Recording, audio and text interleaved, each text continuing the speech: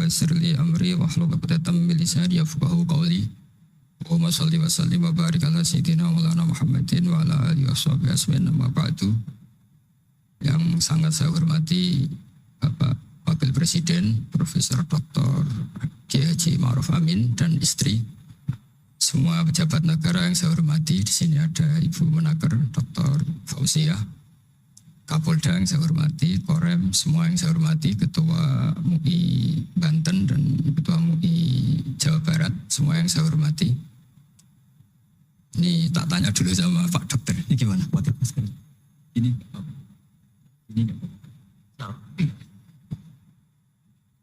Bismillahirrahmanirrahim.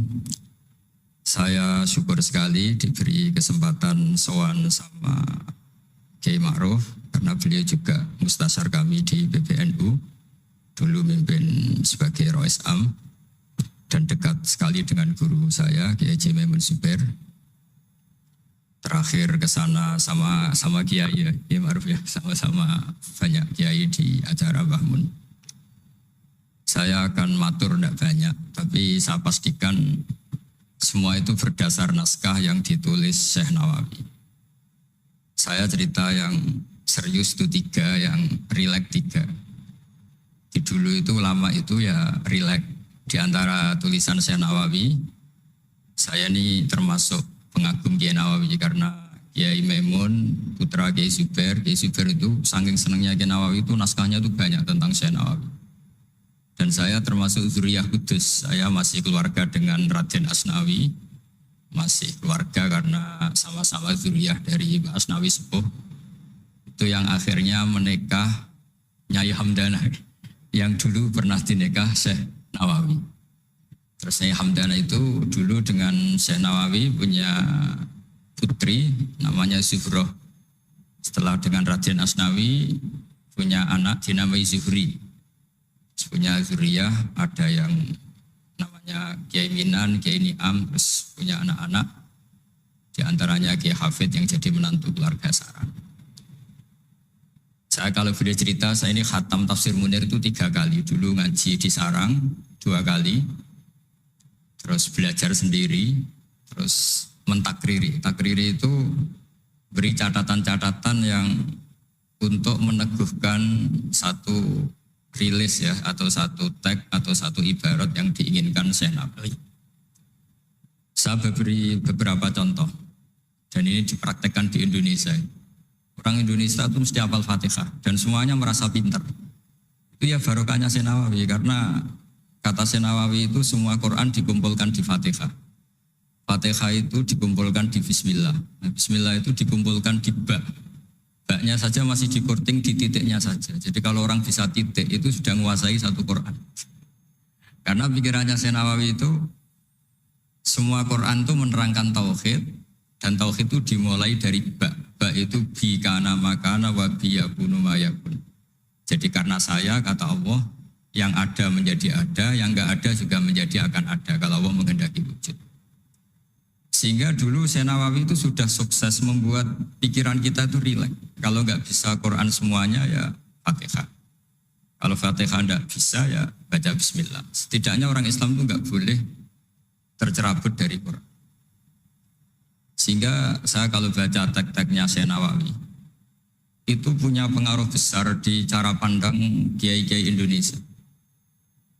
Di antaranya yang paling monumental, dan setelah ini saya akan tidak menambahi juga tidak mengurangi, adalah Syekh Nawawi cara menganalisis surat Ar-Rum. Di Indonesia itu menerima faham beragama, tapi tidak menerima faham ateisme. Itu dulu zaman Rasulullah SAW Sugeng, itu ada kekuatan besar, yaitu Romawi dan Persia. Singkat cerita, Persia ini tanpa nabi, tanpa kitab suci, yang Romawi ini punya nabi dan punya kitab suci. Meskipun versi mereka. Ketika orang Persia mengalahkan Romawi, itu nabi terus dicibir, diolok-olok sama orang kafir Mekah. Muhammad, kawan kamu yang punya kekuatan langit, maksudnya punya kitab suci, ternyata kalah. Paling kamu juga kalah dengan kita yang tanpa pegangan langit. Nabi itu susahnya minta ampun. Karena Nabi tidak bisa membayangkan kalau kehidupan manusia itu tidak dipandu agama, tidak dipandu kitab suci. Meskipun zaman itu ya Romawi itu tidak Islam. Kemudian kata Nabi diberitahu Allah Ta'ala antara 3 sampai 9 tahun pasti Romawi akan mengalahkan Persia. Dan itu enggak dianggap kemenangan Romawi mengalahkan Persia, tapi menangnya ahli kitab, orang yang berpegangan kitab suci mengalahkan orang yang tidak berpegangan kitab suci. Dan saat itu Allah ngendikan wa yauma idzi yafrahul mu'minun, di hari kemenangan Romawi mengalahkan Persia atau kemenangan ahli kitab terhadap non ahli kitab, itu orang mukmin itu senang sekali. Sangat senang. Ini saya baca di tagnya Syekh Nawawi supaya di sini Anda tidak mendengarkan pendapat saya, memang benar-benar mendengarkan apa yang dikatakan Syekh Nawawi. Saya baca tidak ya niru-niru Kiai Ma'ruf. Tadi beliau masih ngendikan secara fasih, ngendikan usul fikih, kaidah fikih, karena ilmu beliau dengan kita ini bersanad yang sama. Dulu Mbah Mun ngaji Mbah Karim yang ngaji Mbah Hasyim. Jadi Mbah Hasyim ngaji Syekh Khalil. Kalau saya lewat sanad kudus ya diantaranya saya lewat Syekh Nawawi Al-Bantani. Nanti saya baca beberapa sanad Syekh Nawawi. Kata Syekh Nawawi Al-Bantani, beliau ngendikan wa yauma idzi yafrahul mu'minuna bi nasrillah wa yauma idz yahlibur rumu ala farisa yafrahul mu'minuna bi taghlibillah man lahu kitabun ala man la kitabalah wa yafrahuna bi walabatihim al musyrikin bi badrin. Jadi bangsa Indonesia itu terbiasa berkawan sama orang yang beragama, tapi tidak biasa berkawan dengan orang-orang yang tidak beragama. Itu karena Imam Nawawi mengatakan, Syekh Nawawi, wa naktubu maqaddamu atharuhum, pikiran besar Syekh Nawawi adalah ketika orang Romawi mengalahkan Persia, itu cara berpikir Imam Nawawi itu mengalahkannya orang yang berkitab, mengalahkan yang tidak berkitab. Jadi ini bukan pendapat saya, juga bukan pendapat siapapun, tapi murni saya baca teks yang dari Syekh Nawawi. Sehingga kita secara psikologi, kita ini kan misalnya saya aja lah contohnya. Misalnya saya miskin, ada petinju, orang miskin kulit hitam bersama orang kaya. Kalau yang menang yang miskin tuh ikut seneng, padahal ya tidak ikut menang. Karena kayak terwakili. Dulu kata Syekh Nawawi, itu juga pikirannya begitu. Ini saya baca ini kata Syekh Nawawi. Misalnya seperti itu zaman itu. Wa sababu nuzuli hadil ayat annahu kana baina Faris war Rum qitalun. Wa kana al musyrikun yawadduna antaghliba farisu ar-Ruma. Di anna Faris kana majusian ummiyin wal muslimuna yawadduna ghalabatar Rum ala Faris liqaunihim ahlal kitab. Jadi dulu itu kata Syekh Nawawi, pikirannya orang Islam, boyo yang menang itu ahli kitab karena sama-sama punya agama, punya peradaban. Jangan sampai yang menang itu yang tidak punya kitab, tidak punya peradaban. Jadi itu saya yakin yang mengilhami para guru-guru kita, para kiai-kiai kita bikin Pancasila, diantaranya yang membentuk Pak Karno, karena Pak Karno ya dulu ngaji sama Hussein Praminoto, ngaji sama orang-orang pinter. Kita ini berketuhanan. Jadi itu ciri khas Syekh Nawawi diantaranya. Kemudian beliau menganalisis kemenangan. Kemenangan itu ketika orang Islam sudah kuat. Ini halaman 424. Ini nanti kitab saya tinggal di sini sebagai hadiah sama Gus Syauki sama keluarga besar Pondok Tanara. Nabi itu orang yang nggak suka duniawi, tapi kenapa sih Nabi harus menang? Nabi Sulaiman akhirnya menang, Nabi Dawud akhirnya menang, Nabi Ibrahim ya akhirnya menang, Nabi Musa akhirnya juga menang, dan Rasulullah SAW juga akhirnya mengalami kemenangan. Itu cara menganalisis Syekh Nawawi Al-Bantani. Kata beliau, iqamati alamatir riyasah, supaya kepemimpinan Islam itu kelihatan. Fala yabqa mayaqdiru alal ikrah alal kufri. Jadi kalau kita menang, baik secara politik maupun ekonomi atau kultur, setidaknya tidak ada lagi kekuatan manapun yang memaksa kita untuk menjadi kafir atau menjadi salah. Kita tahu misalnya di beberapa negara di Eropa, barokahnya orang Islam kaya, ya pemain bola dulu tuh kalau puasa susahnya bukan main. Gara-gara klubnya dibeli umat Islam itu, malah cari tukang adzan di stadion itu, karena yang punya sudah orang Islam. Itu contoh kekuatan ekonomi. Dulu kita mungkin ngalami pengajian tuh kayak apa susahnya. Sekarang ketika banyak orang-orang yang dari dunia kiai cakep, ya, sekarang ya nyaman. Jadi di antara alamatnya tamkinu hadatin adalah wala yumakkinanna lahum dinahumul ladir tadawalahum wala yubaddilannahum min ba'di khaufim amna. Ciri utamanya adalah tamkin fil ard.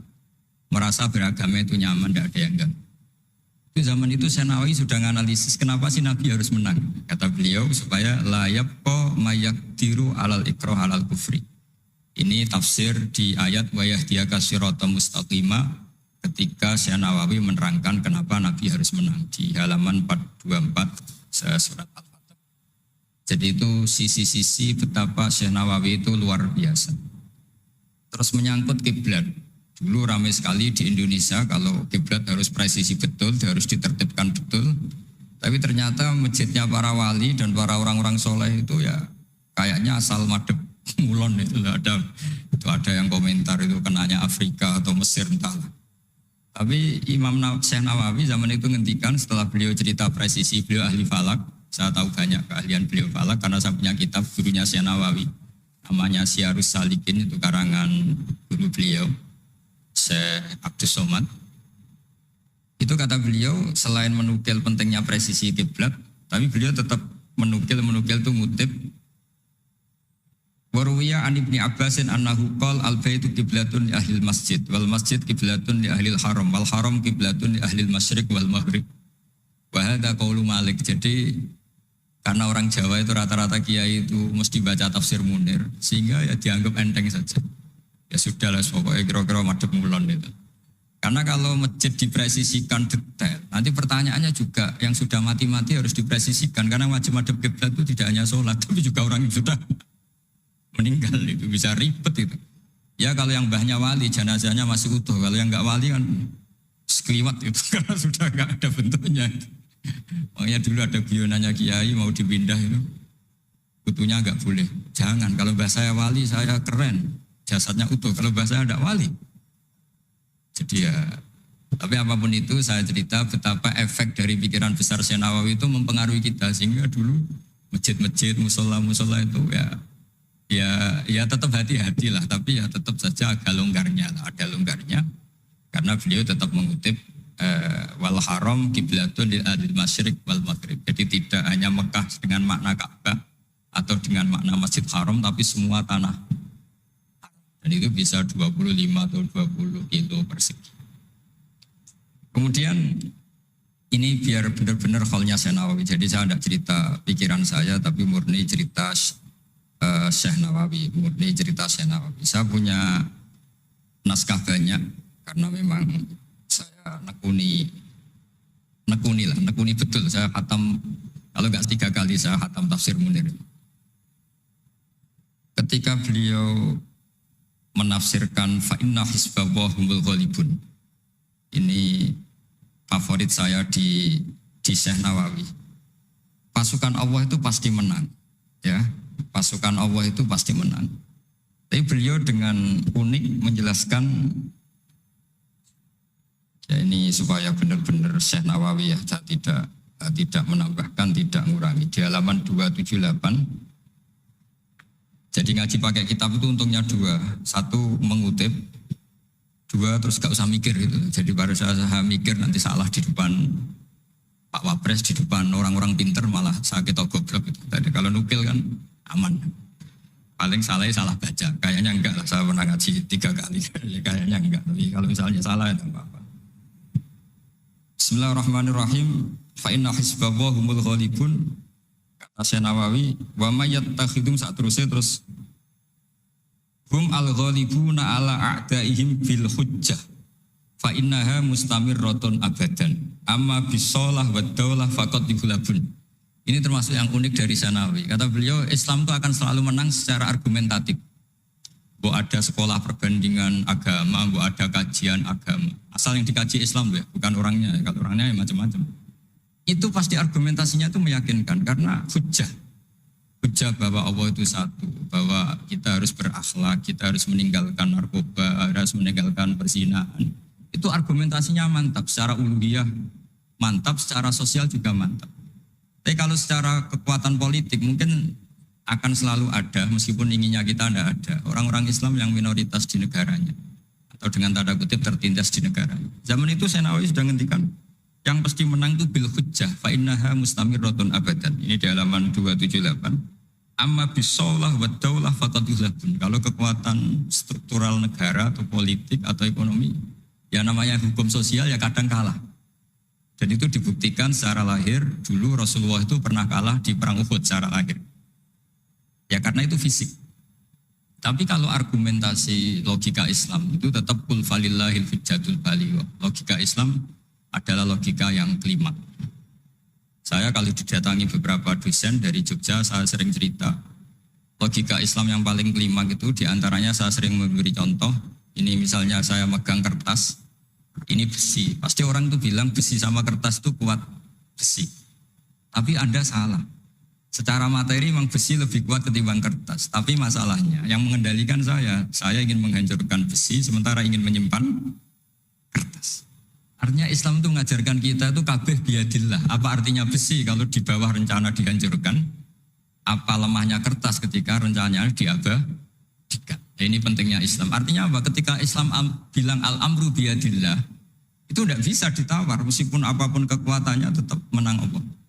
Seperti tadi, saya megang besi sama megang kertas. Orang tak tanya pasti bilang kuat besi. Tapi kata saya, Anda keliru. Karena saya punya rencana menghancurkan besi, mengabadikan kertas. Artinya Islam itu mengajari tadi seperti yang dikatakan Kiai Ma'ruf, la haula wala quwata illa billah. Apapun ilmu kita harus digarisbawahi secara materi kuat besi, secara materi kertas lebih rentan. Tapi harus ditambahin. Tapi hakikatnya terserah yang mengendalikan. Dan di sini Islam mensifati Allah biyadihi malakutu kulli syai'. Ya terserah Allah. Jadi teori la haula wala quwata illa billah itu tidak perlu diperbandingkan atau diperbenturkan dengan teori usaha. Kalau ada penyakit ya kita usaha. Ada di kitab Ihya, di kitab Dawa itu diterangkan Nabi Musa itu pernah sakit karena beliau merasa dekat sama Allah itu gak berobat, tambah sakit, tambah dikasih nasihat. Para dokter tetap gak mau berobat. Akhirnya Allah sendiri yang ngasih tahu, udah kamu berobat saja. Bukankah terserah jenengan Gusti? Terus kata Allah, apa kamu mau bilang saya bikin sesuatu itu tidak ada gunanya?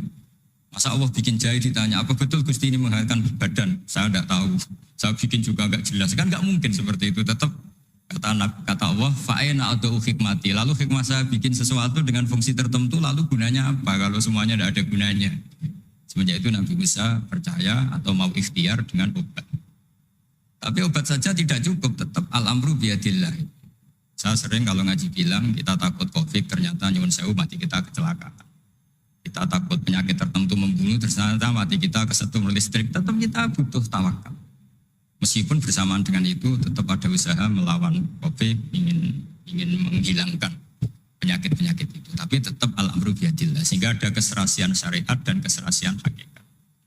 Tapi saya pastikan, Syekh Nawawi ini memang luar biasa. Jadi beliau menghentikan banyak hal yang menurut saya itu luar biasa.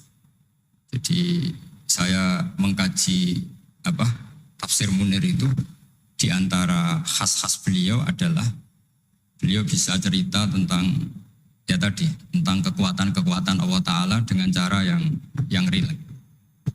Kemudian kenapa kiai-kiai Indonesia itu ngadepi orang fasik itu tenang. Tidak langsung antipati seakan-akan fasik selamanya. Yang soleh juga tidak jumawa seakan-akan soleh sampai mati. Karena kata Syekh Nawawi itu ketika menafsirkan wa yu'adzibal munafiqina insya'a aw yatub. Namanya hukum sosial sudah saja yang sekarang fasik suatu saat soleh, yang sedang soleh suatu saat fasik. Karena Allah itu bisa saja merubah. Orang munafik yang kayak apa biadabnya, kayak apa salahnya, itu Allah ketika cerita tentang dirinya, wa yu'adzibal munafiqina insya'a. Allah ya bisa saja menyiksa orang munafik insya'a. Tapi tetap ada kemungkinan awyatuba atau Allah memberi tobat. Nah barokahnya itu kadang-kadang kita sebagai GNU itu dikritik gak jelas. Ya kita memang gak mungkin jelas, memang potensinya ya yang sedang soleh ya bisa salah, yang sedang fasik ya bisa benar kan. Karena al-amru biyadillah.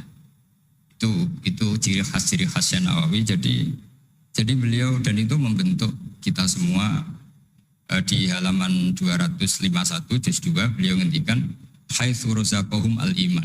Sehingga ya mereka bisa saja suatu saat dikasih iman. Jadi itu contoh-contoh. Kemudian di halaman 288 ketika nah ini biar benar-benar kholnya Syekh Nawawi saya ada.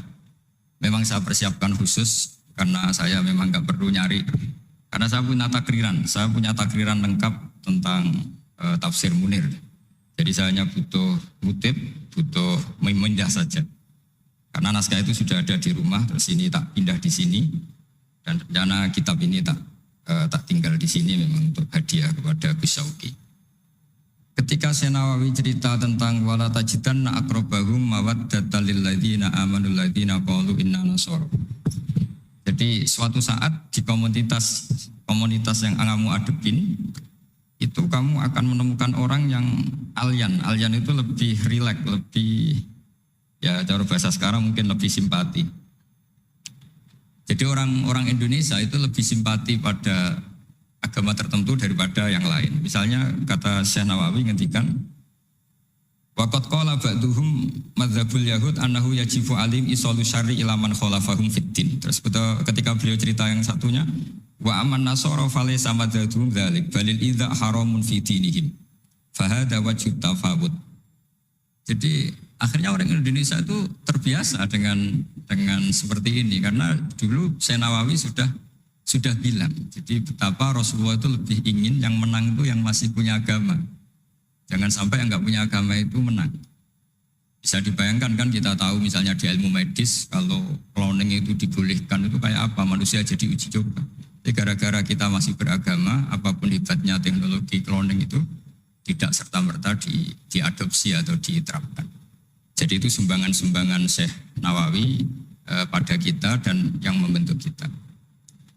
Terus ini yang terakhir di kitab Nashihul Ibad. Jadi ini supaya benar-benar kholnya Syekh Nawawi di kitab saya halaman 112.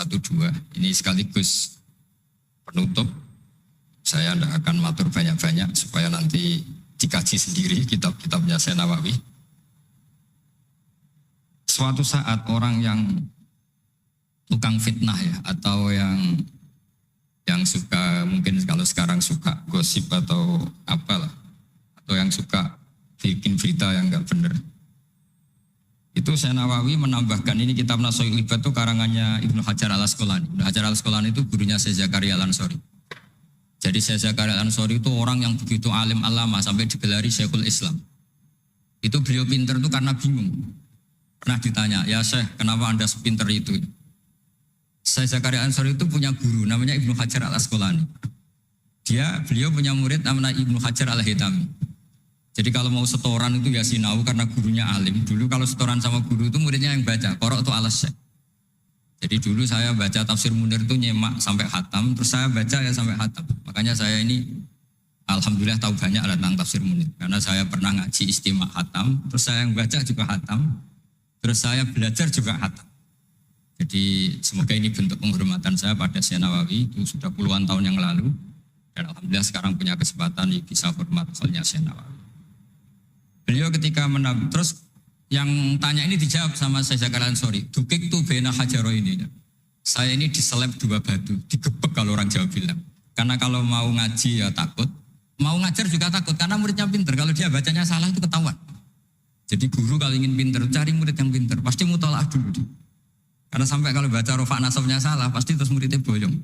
Goblok tenan guruku gitu. Karena dari punya murid pinter, makanya kalau ada mahasiswa pinter, mesti dosennya tambah pinter. Karena dia kalau bacanya banyak, muridnya akan mikir. Itu disebut dukik tuh bena hajaro ini. Kata Syekh Nawawi menambahkan yang dikatakan Ibnu Hajar Al-Asqalani dalam kitab Nashihul Ibad. Beliau meriwayatkan satu hadis. Yu'adzabul lisanu bi'adzabin la yu'adzabu bihi syai'un minal jawarih. Nanti lisan atau mulut itu disiksa Allah dengan siksaan paling pedih di atas organ tubuh yang lain. Terus lisan komplain sama Allah, 5 tu'adzibu, kenapa engkau menyiksa seperti ini ya Allah? Terus dijawab, kharajat minka kalimatun balaghat masyariqal ardi wa magharibaha. Fasufika bihad damul haram wa ukhida bihal malul haram wa tuhika bihal farjul haram.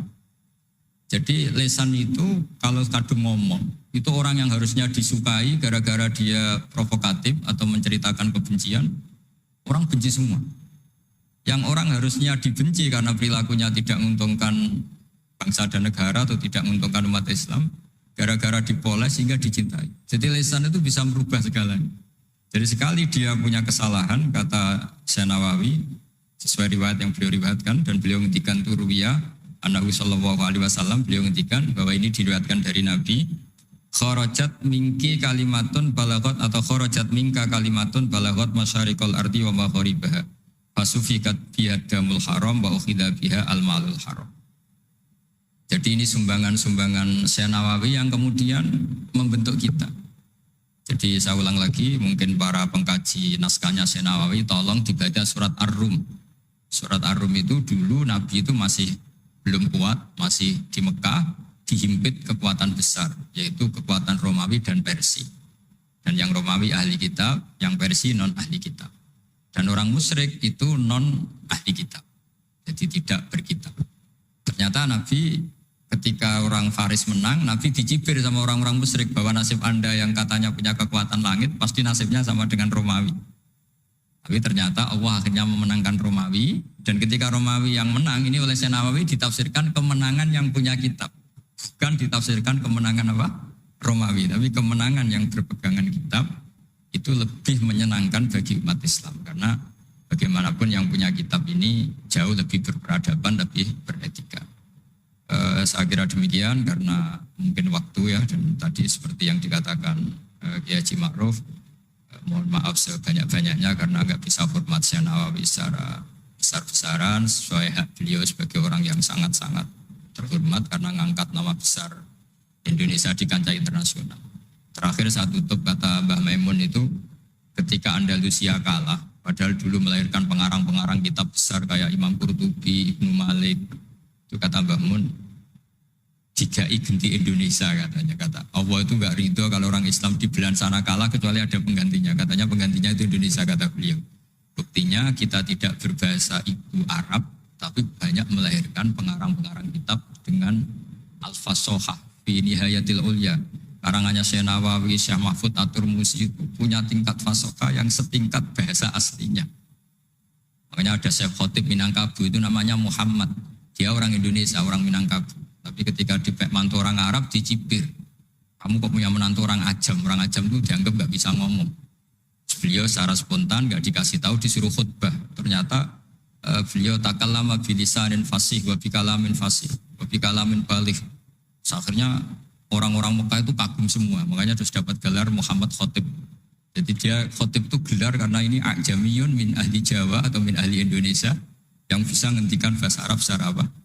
Fasih. Jadi semenjak itu terus ada gerbong besar setelah Syekh Nawawi itu banyak lah, ada Mbah Soleh Darat, ada Syekh Ona Khalil, terus Top Kosaniyah ada Syekh Mahfud, macam-macam, terus Top Kosalisa ada Mbah Hashim, ada Mbah Wahab, ada Raden Asnawi dan seterusnya dan seterusnya.